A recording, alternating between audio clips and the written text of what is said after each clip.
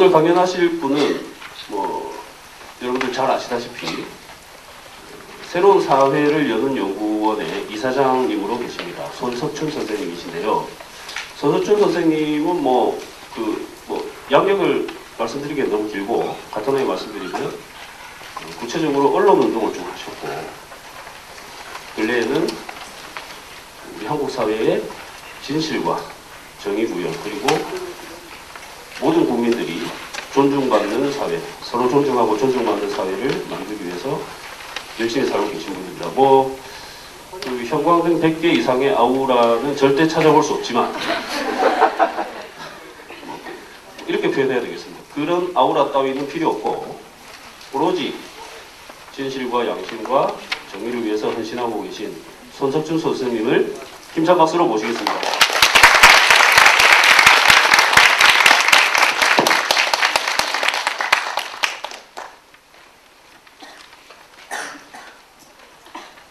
네, 저 방금 소개받은 손석춘입니다. 이렇게 좋은 날 뵙게 되어 영광입니다. 청소년에게 한국 정치란 무엇인가라는 주제를 가지고 지금부터 2시간 가까이 이제 여러분들하고 이야기를 나누기로 했는데요. 제가 혼자 이야기하는 건 한 1시간 20분 정도 이렇게 이야기를 하고요. 나머지 시간 대화 나누도록 하죠. 괜찮겠죠? 예. 들으시다가 이렇게 궁금한 거 있으면 메모를 해두세요. 예, 토론 시간 이렇게 충분히 제가 알고 있는 한 이야기 나눌 수 있도록 최대한 말씀드리겠습니다. 들으시다가 좀 영 아니다 싶으면 눈빛으로 이렇게 신호를 주기 바랍니다. 그러면 더 일찍 대화 국면으로 이렇게 넘어가도록 할게요. 제가 먼저 한번 물어보고 싶어요. 청소년에게 한국 정치란 무엇인가인데, 여기 있는 학생들이 사실은 다 청소년이지 않습니까? 여러분들에게 과연 한국 정치란 무엇인지를 물어보고 싶은데요. 누구한테 물어볼까요? 이야기할 사람. 나에게 한국 정치란 무엇인가? 예. 예, 그럼요. 저에게 그냥 이 청소년에게 한국 정치란, 예. 저희가 나중에 커가면서 봐야 될 선상 같은 거를 미리 보는.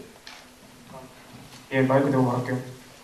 예, 제가 생각하는 한국 정치란 우리가 미리 저렇게 저기서 활동하고 있는 장면 같은 것을 보고 나중에 우리가 그런 실수를 되풀이하지 않기 위해 그렇게 연습 같은 걸 뭐라고 말해야 되지?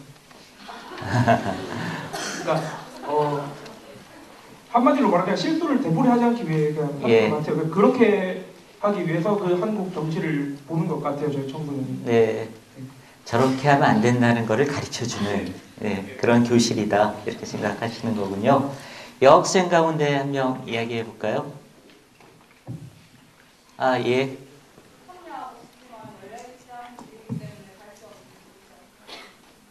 참여할 수 있지만 열려있지 않은 곳이라서 갈 수 없는 곳. 네. 네, 두 학생의 이야기를 들었는데요. 혹시 내가 지금 이야기하지 않으면 좀 굉장히 좀 속상하겠다 싶은 학생 손 들고 한번 이야기해 보시겠어요? 나에게 한국 정치란 무엇인가? 그냥 예. 사람 사는 세상. 네. 한국 정치가 사람 사는 세상이라는 거는 조금 구체적으로 얘기하면 어떤 거죠? 네? 정치란. 예. 정치란 사람 사는 세상이다. 이런 이야기를 해주었어요. 예, 제가 생각하는 거에 대해서 좀 이렇게 설명을 드려볼게요. 저는 아무래도 여러분들 보시면 알겠지만 정말 저도 유감인데 청소년이 아닙니다. 그러다 보니까 여러분들의 마음속 깊이 어떤 생각을 가지고 있는지 제가 짐작은 할 수 있지만 정확하지는 않아요. 그래서 청소년에게 한국 정치란 무엇인가는 사실은 50이 넘은 제가 할 이야기가 아니라 여기 계신 여러분들이 해야 할 이야기입니다. 저는 여러분들이 그런 이야기를 해 나가는 데에 도움이 될 만한 정보 정도를 제공해 주는 데에 제 의미가 있다라고 생각을 해요. 그러니까 제 이야기를 들으면서 여러분들 스스로 제 이야기를 주체적으로 그리고 비판적으로 이렇게 들을 필요가 있겠죠. 대답은 내가 하는 것이다는 생각을 반드시 놓치지 말기 바랍니다. 제가 생각하기에는 지금 한국의 청소년들에게 정치는, 지금의 또 청소년에게 한국 정치는 여러분들의 지금의 삶의 그 모습을 조건 지어주는 틀이라고 생각을 합니다. 왜 그런가에 대해서 좀 설명을 해보겠습니다.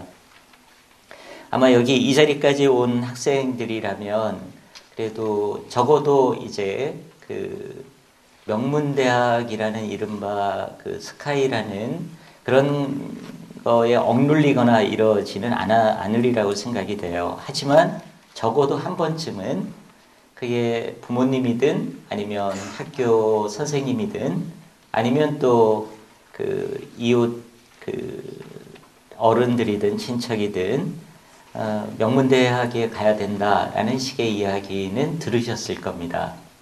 그리고 아마 어쩌면 여기 계신 학생들 대다수에도 예외는 있겠지만 그렇게 가야 되겠다는 그런 마음이 있죠.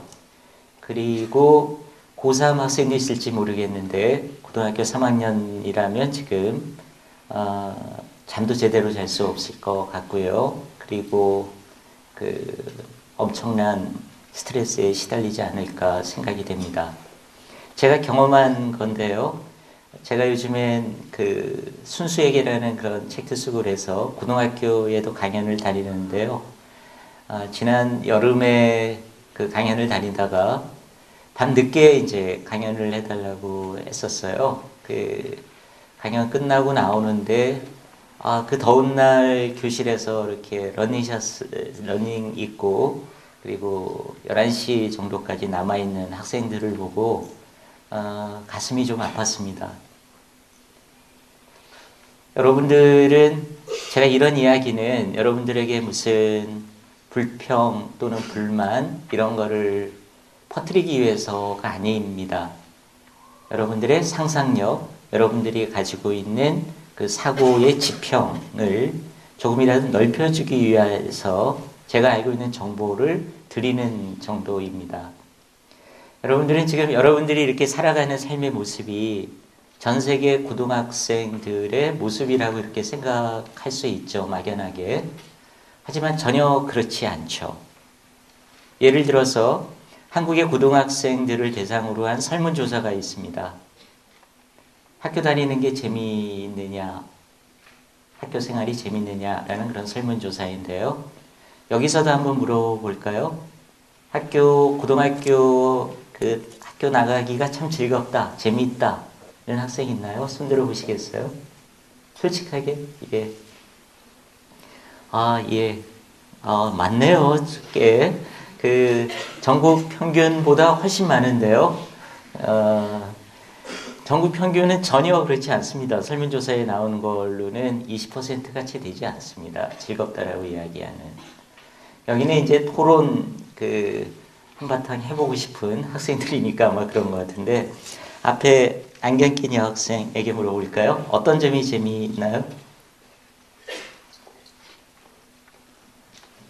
그냥 친구들 만나고 네. 하는 것도 재밌고 학생이니까 공부도 하고 공부하는 것도 재밌어요?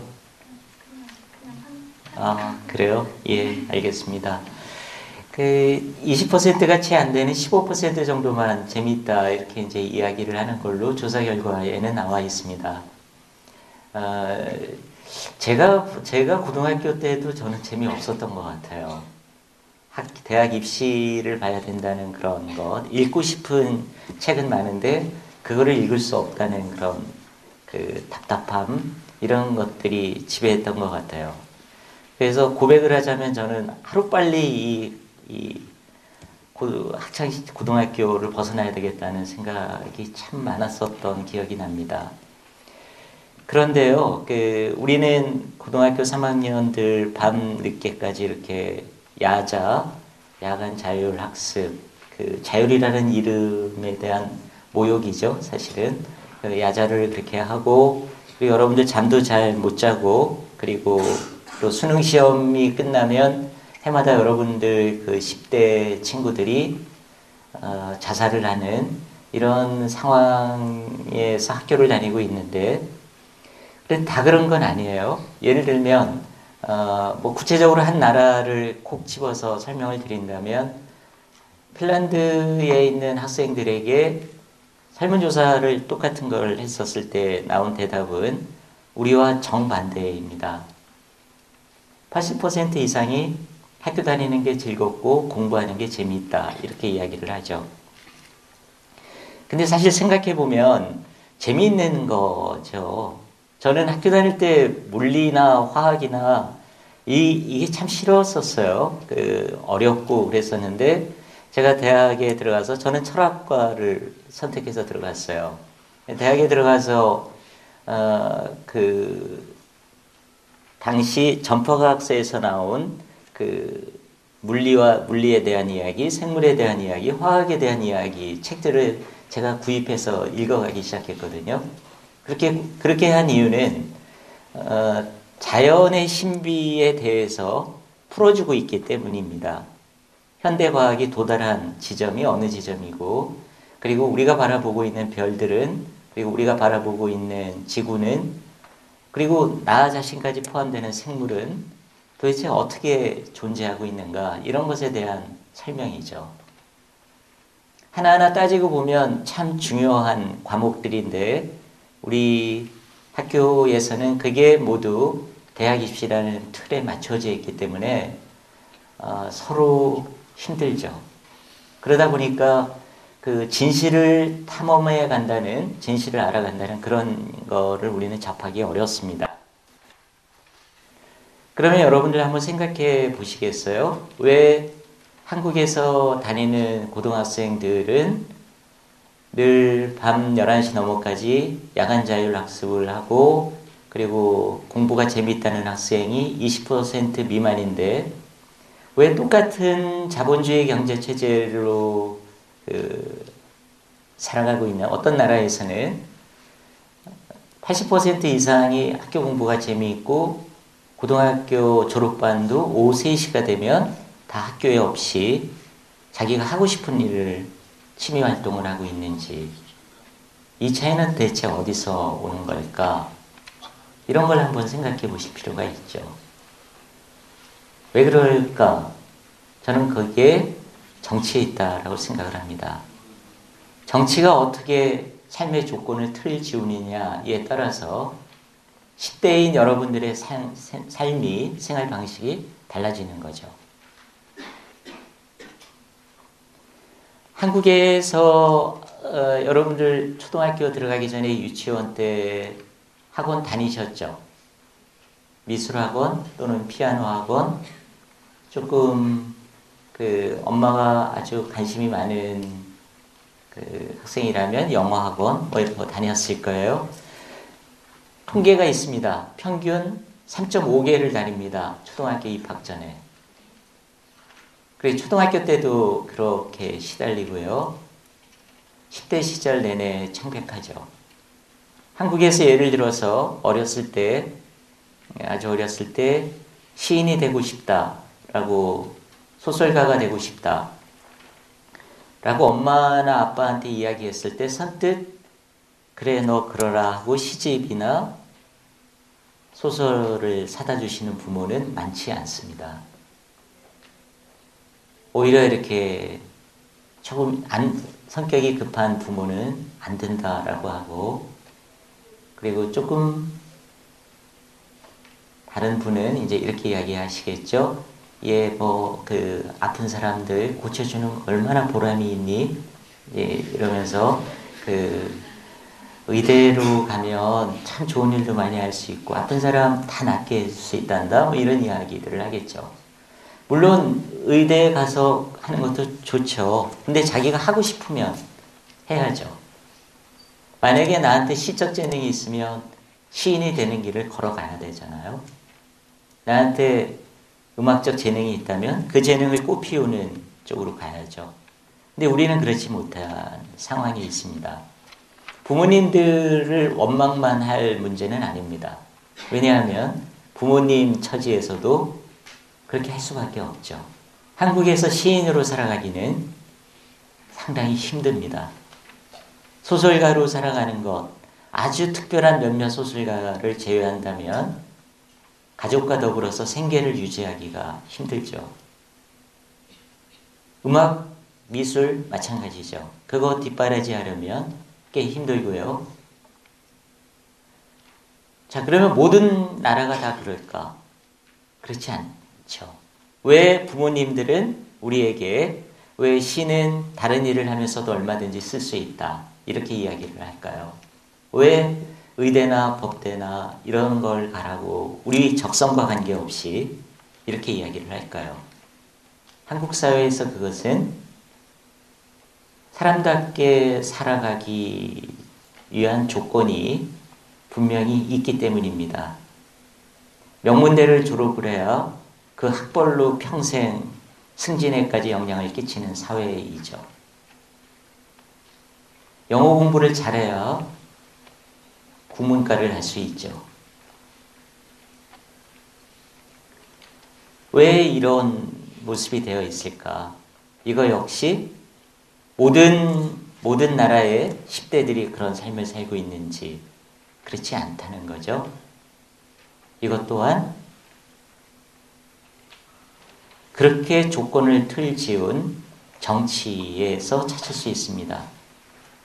그렇다면 이제 생활 속에서 나오는 이런 삶의 조건들을 설명을 드렸으니까 그게 왜 정치에서 비롯되는 것인지 하나 둘 이렇게 설명을 드려 볼게요. 미심쩍은 게 있으면 메모해 두셨다가 질문을 해 보시기 바랍니다.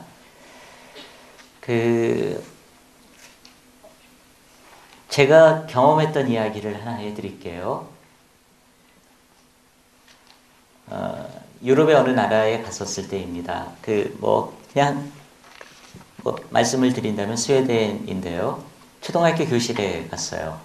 초등학교 교실에 들어갔더니 선생님이 딱 나와요. 15명을 한 반인 그런 교실이었는데 담임 선생님이 이렇게 이야기하더군요. 자, 여러분 오늘은 우리 임단협 모의시습을 해보겠습니다. 이렇게 얘기를 해요. 여기 있는 학생 가운데 혹시 임단협이 정확히 어떤 뜻인지 아는 학생 있나요? 손 들어보시길래요.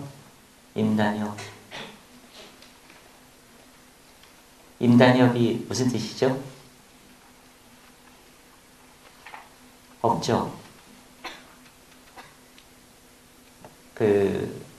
없는 게 당연하죠. 왜냐하면 가르쳐주지 않으니까요.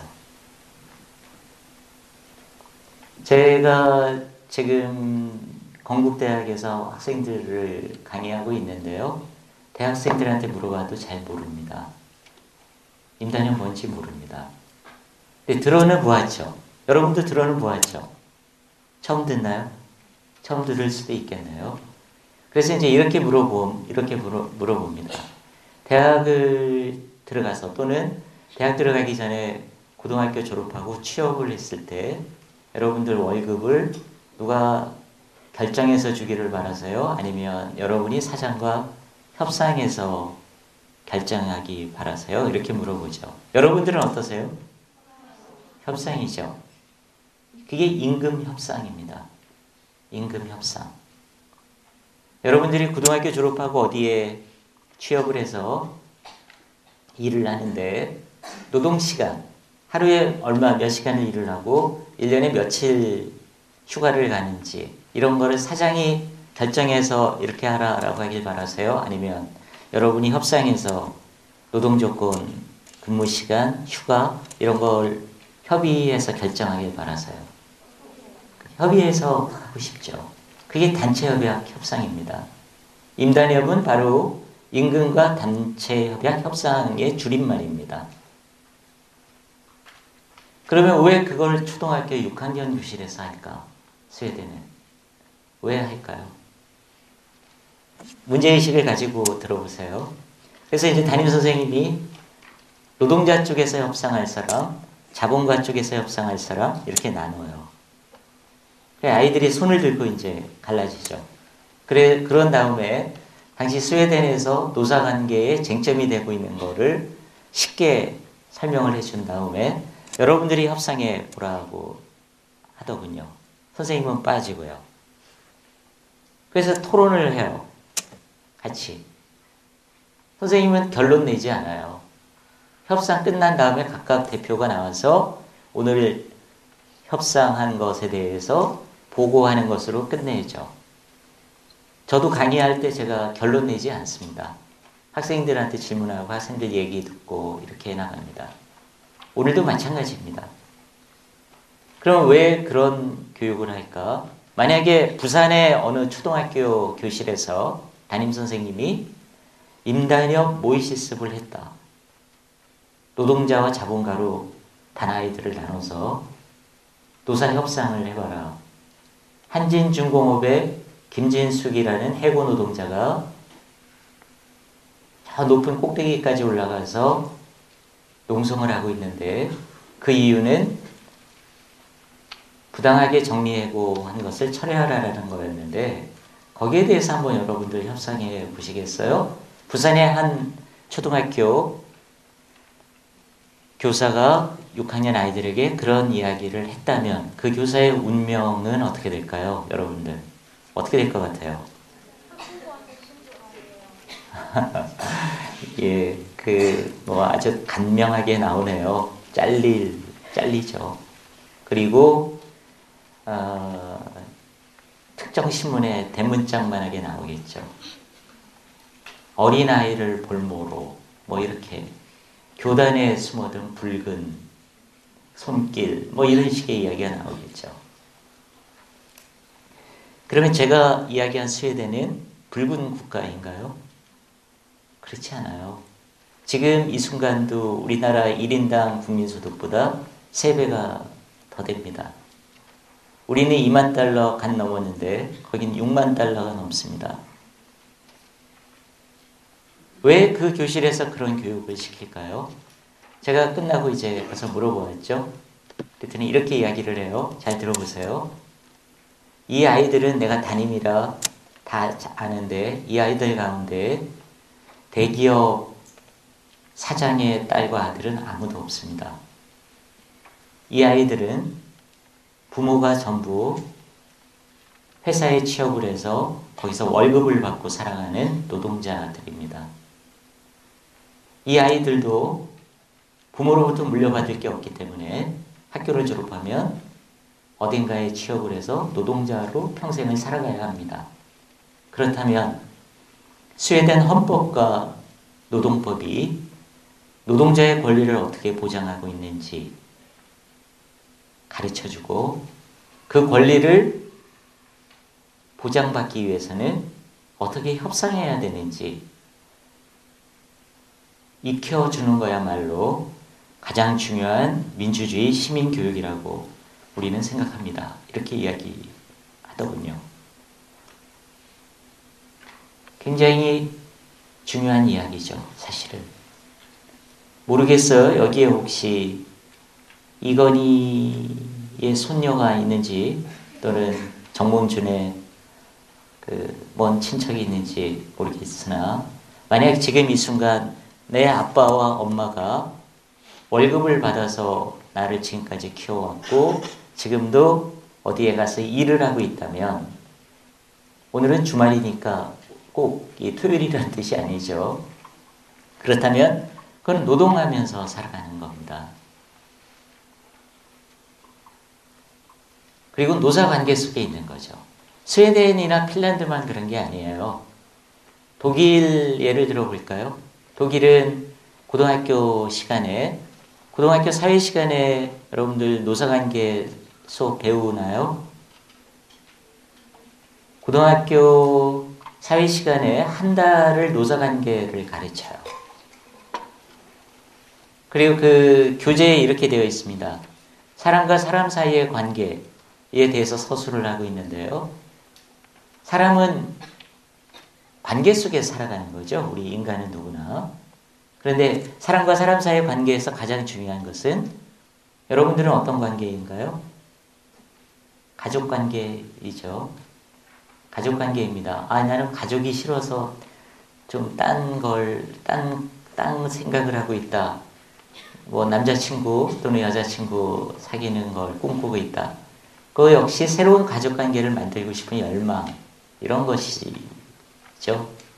가족 관계가 참 중요하죠, 사람에겐. 그렇게 이어서 서술을 합니다. 가족 관계 다음으로 어쩌면 그 이상으로 중요한 것은 사람에게 노사관계다. 이렇게 서술하고 있죠. 사실 다 노사관계 속에 들어가거든요. 취업한다는 것은 누군가와 노사 계약을 맺는 거죠.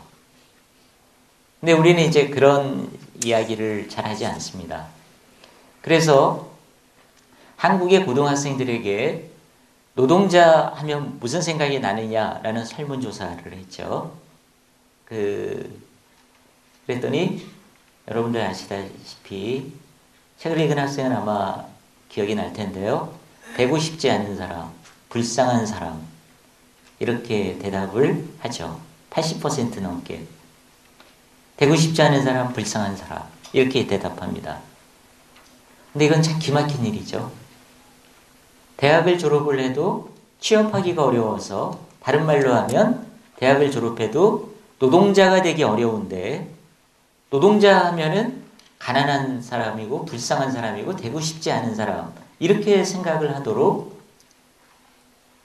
학교가 이야기를 해주고 있는 거죠. 이건 뭘까요?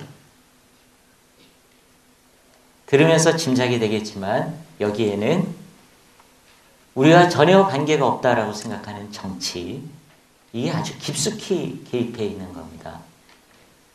어떻게 개입해 있을까요?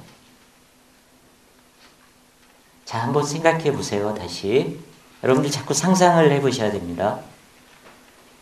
만약에 노사관계에 대해서 초등학교 6학년 때 배우고 모의시습을 여러 차례 걸치고, 그리고 중고등학교 사회 시간에 노사관계가 왜 중요한가를 배운 학생, 그리고 아빠와 엄마가 노동자로 살아간다는 것에 대해서 자부심을 갖고 있고, 나도 나중에 노동자로 살아간다, 누군가와 계약을 맺고 월급을 받으면서 살아간다라는 거에 긍지를 갖는 사람, 이렇게 커나간 학생은 고등학교를 졸업하고 자기에게 투표권이 주어졌을 때, 아까 어느 학생이 참여하고 싶지만 참여길이 봉쇄되어 있다고 하는데요. 투표권이 주어졌을 때 어디에 투표를 하겠어요? 사지선다형, 여러분에게 익숙한 사지선다형으로 제가 질문을 해볼까요? 부자들을 위한 정당, 어떤 특정, 2번 특정 지역을 위한다는 정당, 3번 노동자를 위하는 정당, 4번 국민을 위한다는 정당, 어느 정당에 투표할까요? 네? 몇 번이요? 4번 국민을 위한 정당. 왜 그렇게 생각하는 사람은 손 들어 보실래요? 대답한 학생. 손 들어보세요. 괜찮아요. 우리가 지금, 왜 그렇게 생각하시나요? 저 남학생 먼저 손 들었는데. 두 번째 줄. 아, 노동자도 국민이니까. 그러면 노동자를 위한 정당에 이렇게 투표하지 않을까요?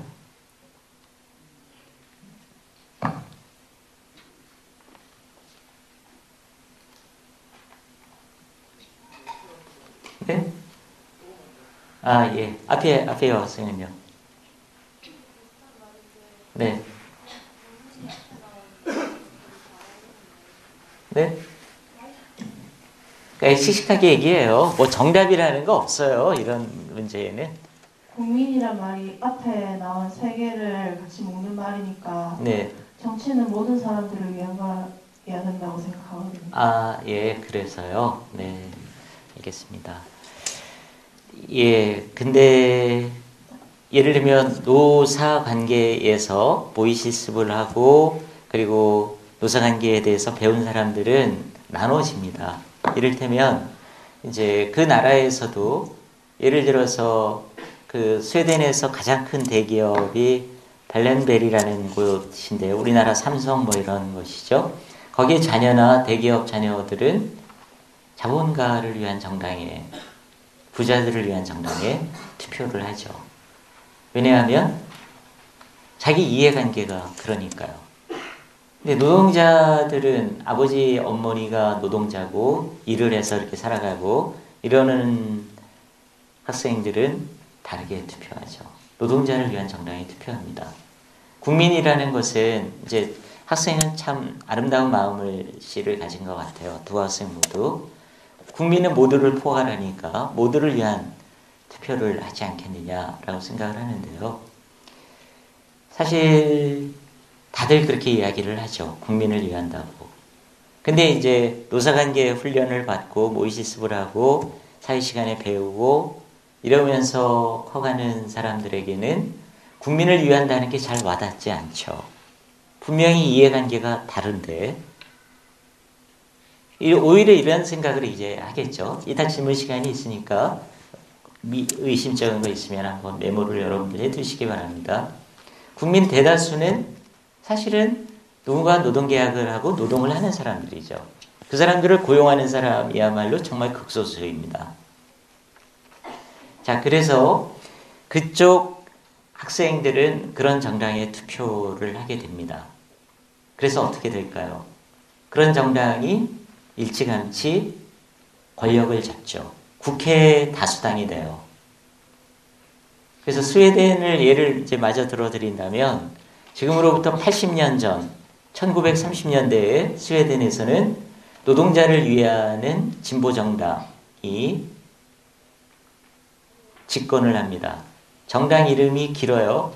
스웨덴 사회민주노동자당, 줄여서 스웨덴 3인당 이렇게 얘기를 합니다. 그런데 그 당이 집권을 한 다음에 어떤 정책을 펴냐 하면 노동자들을 위한 정책을 펴죠. 대학 들어가기가 입학금이 없어서 입학금 때문에 걱정하는 젊은이들이 있으니까 대학 등록금을 없애는 법률을 의회에서 통과시키죠.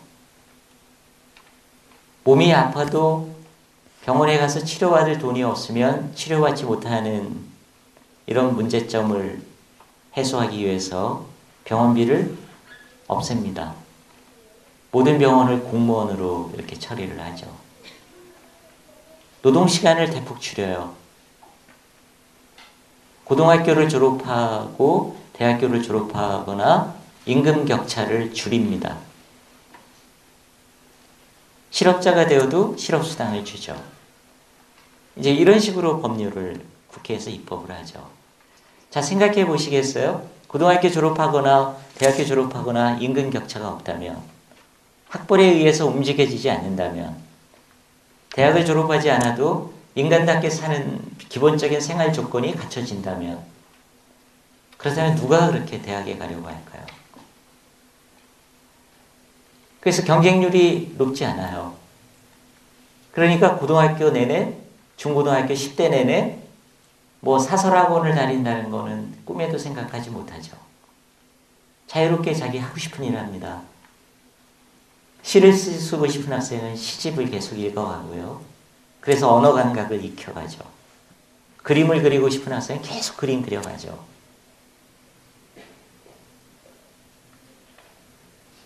근데 전체 대학 졸업한 사람들은 우리와 비슷해요. 왜 그러냐면 취업을 해요. 자동차 정비 공장에 취업을 해요. 재밌잖아요, 사실은. 우리는 자동차 정비 공장 취업하고 내 친구는 어디 부산대학 갔다 이러면은 굉장히 위축되기 쉽죠. 그런데 부산대학을 졸업하고 현대자동차에 들어오거나 자기가 고등학교를 졸업하고 자동차 정비업체에 취업하거나 대우가 비슷하다면 어떨까요? 직업에 귀천이 없다는 이야기 우리 흔히 많이 하잖아요. 그거 그냥 좋은 거죠. 하다가 보니까 내가 자동차 이 기계 설비를 더 해보고 싶어 이러면은 다시 휴직을 하고 대학에 가겠다 이렇게 하죠. 그래도 우리는 그게 되나요? 일을 하다가 안 되죠. 먹고 살아야 되니까. 근데 거기는 먹고 살 만한 조건이 갖춰져 있죠. 30대에 이른바 가장이라는 개념이 사실은 없지만 30대 그 어떤 아버지가 아이도 있고 그러는데 일자리 그만두고 대학에 와서 공부하겠다. 가능한 사회입니다. 학비가 없고요. 이게 직업을 그렇게 하면 실업수당을 줘요. 그래서 조금 줄여서 생활을 하면 가능합니다. 그렇게 대학에서 공부를 하고 그러죠. 철학을 공부하고 싶다. 40대가 되어서 인생의 회의를 느낀다. 그럼 철학 공부하면 되죠. 이거 보세요. 이게 어떻게 가능하게 되었는가. 아까 말씀드렸던 10대 시절이 그렇게 자유로울 수 있었던, 자기가 정말 하고 싶은 일을 할 수 있었던 사회는 어떻게 가능해졌을까. 그런 정치가 있었기 때문에 가능한 겁니다. 국회에서 그런 법률을 만들었기 때문에 가능한 거죠. 한국에서는 어떻게 투표하나요? 노사관계라는 걸 배우지 못한, 임단연 모의 실습이라고는 경험해보지 못한 학생들이 고등학교를 졸업하고 투표를 하면 어떻게 되나요? 부산, 대구, 경북, 경남 지역에 있는 학생들은 아버지의 영향을 받아서 그 지역에 뿌리를 둔 정당에, 광주, 전주, 전북, 전남 학생들은 또 그 영향을 받아서 그 지역에 뿌리를 둔 정당에 많이 투표하죠. 그리고 그 정당들은 한결같이 국민을 위한다, 서민을 위한다 이렇게 이야기를 합니다. 그런데 국회에서 한 번이라도 노동하는 사람들을 위한 법률을 통과시킨 적은 없죠. 말은 다 국민을 위한다고 합니다. 서민을 위한다고 하죠. 그러나 잘 생각해 보세요. 어떤 법률을 통과시켰는지. 오히려 우리가 여러분들이 이제 앞으로 공부해 보시거나 그러면 아실 수 있어요. 또 제가 미처 모르고 있는 대목들이 있어서 예를 들어줘도 됩니다. 예외적인 현상도 있을 수 있으니까요. 근데 이런 법을 통과시키죠. 부자들 감세. 세금 줄이지 않아도 참 먹고 사는데 아무 지장이 없는 사람들 세금을 대폭 깎아주죠. 상속세, 법인세, 종합부동산세 이런 걸 대폭 깎아줍니다. 실제로 우리 그랬죠. 그래서 어떻게 깎아줬죠? 현 정부 들어서서 1년에 13조 원가량이 됩니다. 그렇게 깎아준 세금이. 13조 원이면 어떤 돈인 줄 한번 비교해 보시겠어요? 13조면 전국 300만 대학생들의 대학 등록금을 절반으로 줄이자는 이야기가 있었죠. 기억나시죠? 그랬더니 많은 사람들이 그것은 포퓰리즘이다. 인기 영합주의다. 한국의 여건상 그것은 안 된다. 이렇게 이야기를 했죠. 그런데 한번 여러분들은 그렇다면 이제는 생각을 해보셔야죠. 얼마나 들까? 전국 300만 대학생들의 대학 등록금을 당장 절반으로 줄이는데 얼마 들까? 얼마 되는지 혹시 아는 학생 있나요?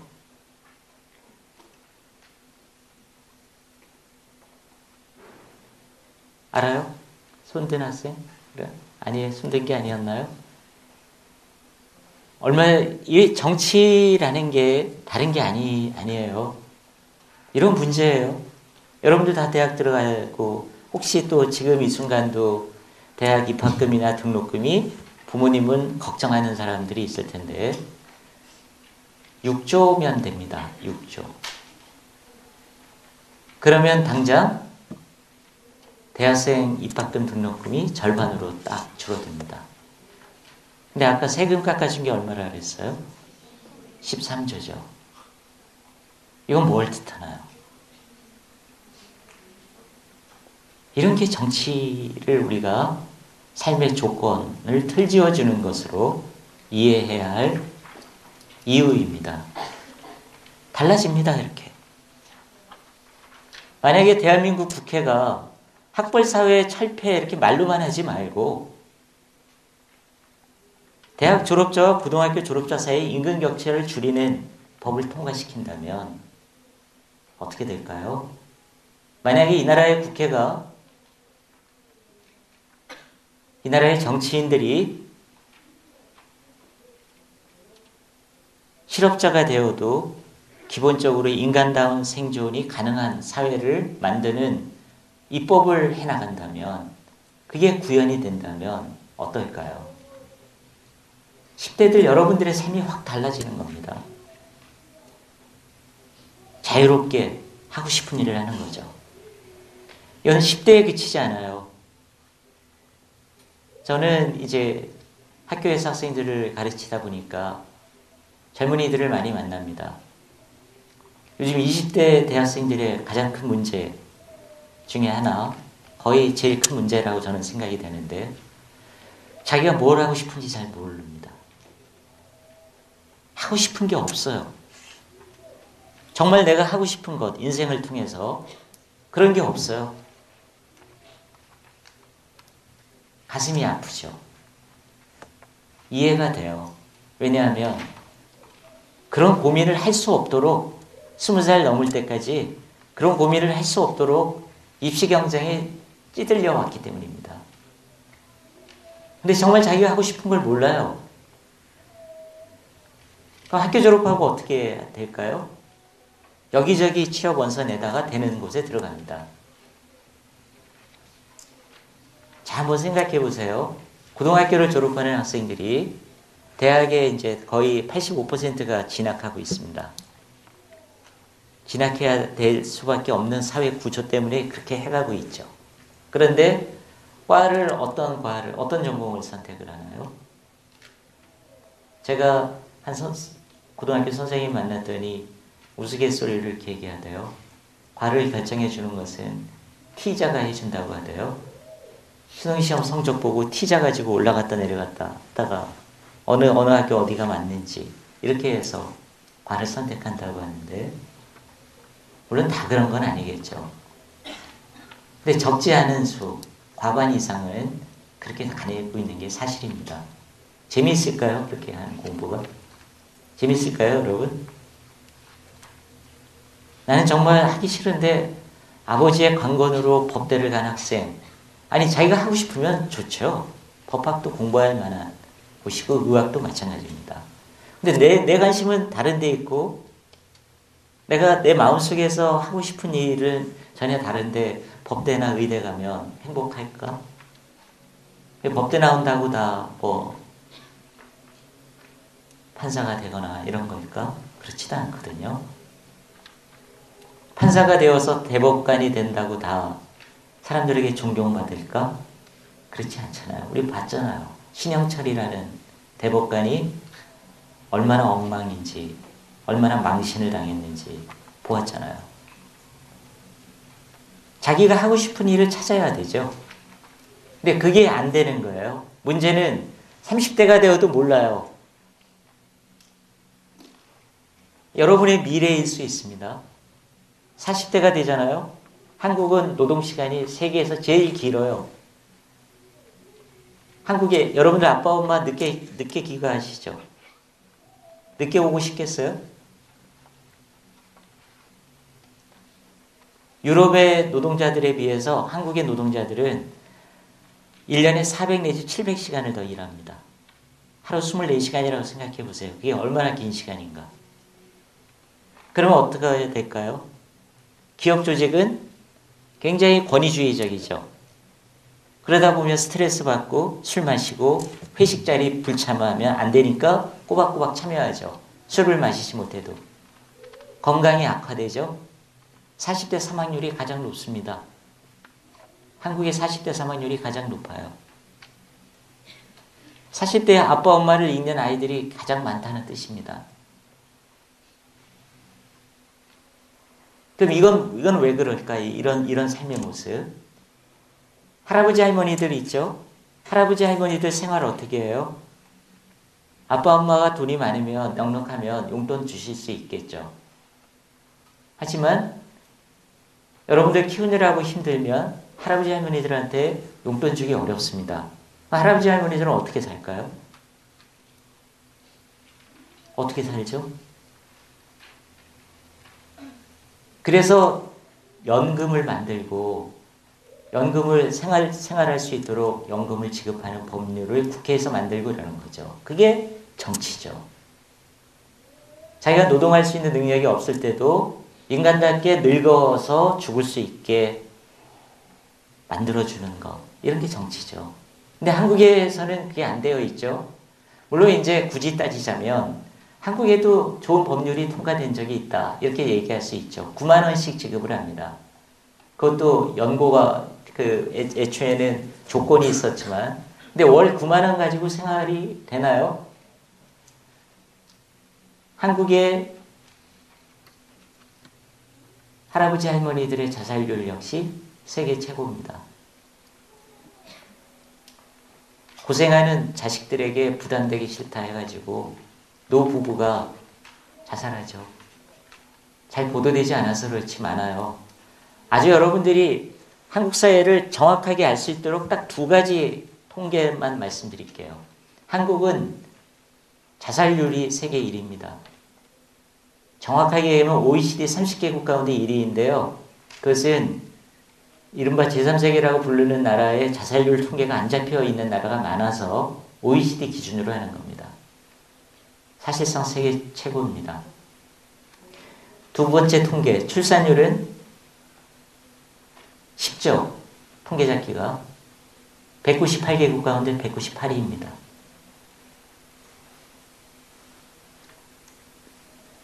이게 이제 우리 앞에 놓여져 있는 삶의 조건이죠. 이걸 누가 틀 지어줬을까 생각을 해보세요.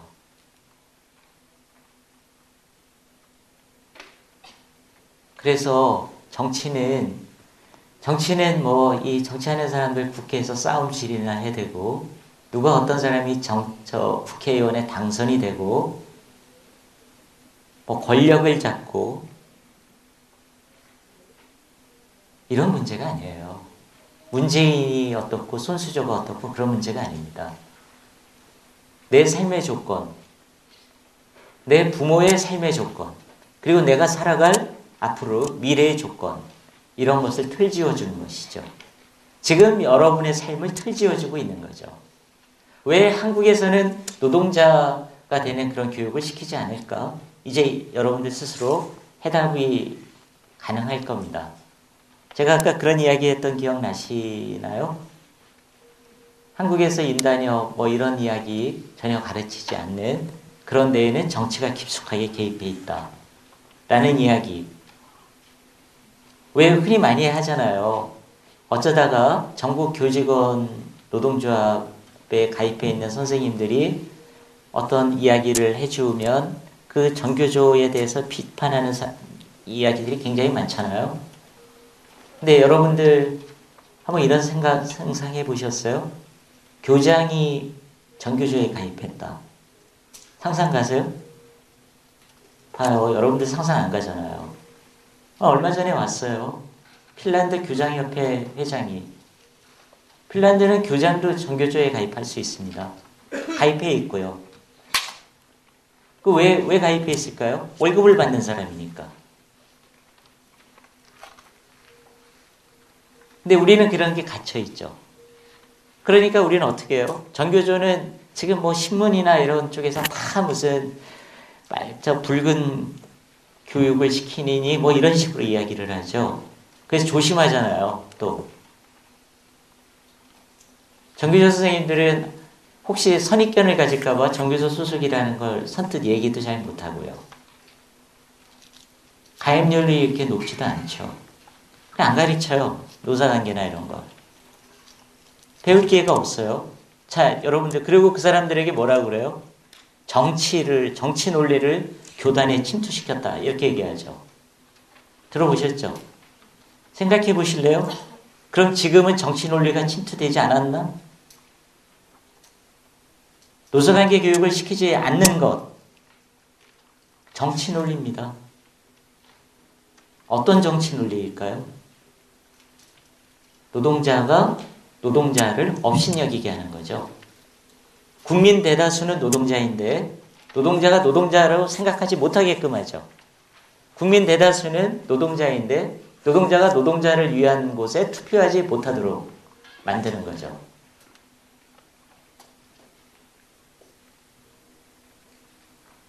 누가 그렇게 만들까요?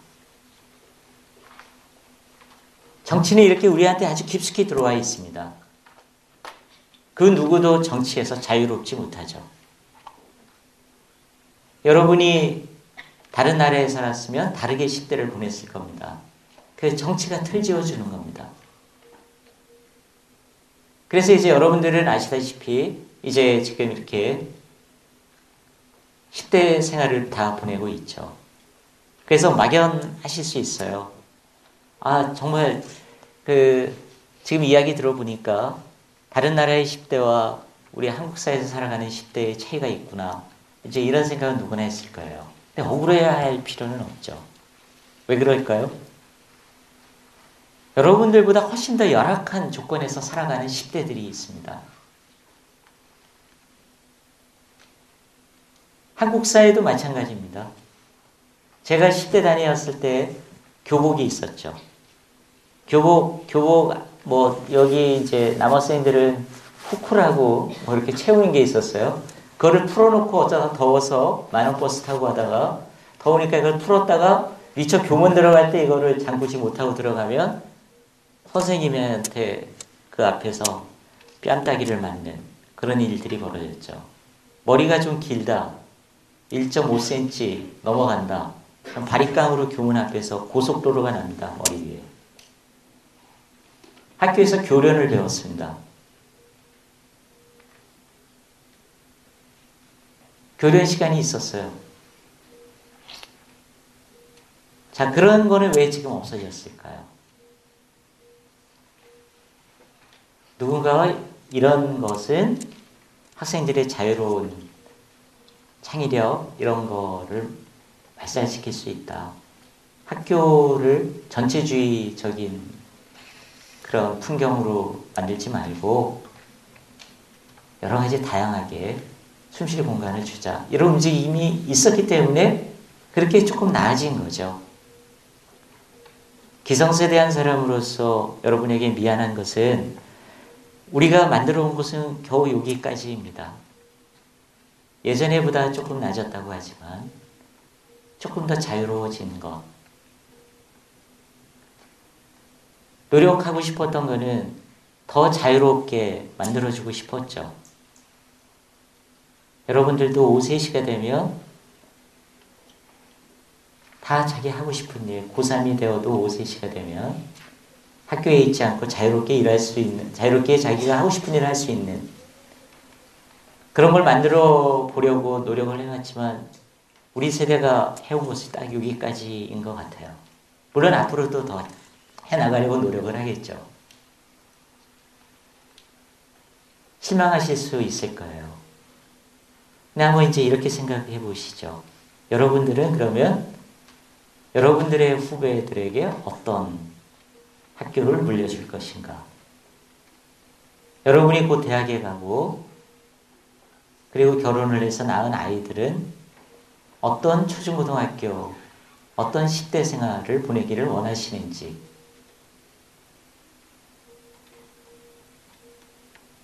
그런 생각이 든다면 내가 그럼 뭘 어떻게 해야 될까? 정치를 내가 어떻게 바라봐야 될까? 이런 생각에 조금 더 깊은 생각을 할 수 있지 않을까 해서 말씀드려 본 거죠. 네, 여러분 아직 그런 상상을 하기에는 이르지만 하지만 이르지도 않죠. 이미 다 성숙해 있으니까요. 여러분들의 귀여운 2세들이 어떤 세상에서 이렇게 살기를 바라세요. 당장 그게 막연하다면 여러분들 나중에 대학 졸업할 때 여전히 비정규직 비율이 절반인 이런 세상에 살고 싶으신가요?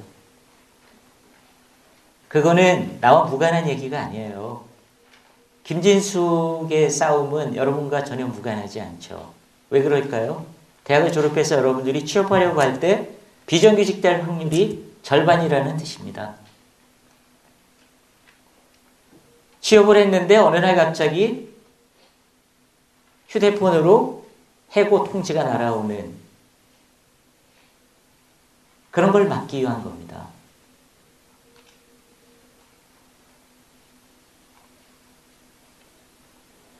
내가 미처 모르고 있었지만 지금 나의 10대 그리고 내가 지금까지 살아온 15년 내지 18년의 삶이 어떤 특정 정치에 의해서 조건지어져 있었다는 사실을 인식한다면 그렇다면 저로서는 그 이상 더 바랄 게 없습니다. 오늘 제가 충분히 설명을 드렸는지 모르겠는데요. 그 틀에 의해서 조건지어져 있다는 사실. 그래서 지금 청소년에게 한국 정치는 나에게 한국 정치는 내 삶의 조건을 틀 지어지고 있는 것이다. 는 판단. 그 판단이 위해서는 내가 앞으로 무엇을 해야 할지, 한국 정치를 앞으로 어떻게 바라봐야 될지 조금 더 풍부한 토론, 좀 더 자유로운 이야기, 조금 더 창의적인 담론들이 만들어질 수 있으리라고 생각이 됩니다. 여러분들의 그런 사고에 좀 도움이 되었다면 더 바랄 게 없겠고요. 이렇게 끝까지 경청해 주셔서 고맙고 아마 궁금한 게 좀 많을 것 같아요. 질문하시면 아니면 비평을 해주셔도 좋고요. 제가 아는 한, 알고 있는 한 대답 드리겠습니다. 수고 많으셨습니다.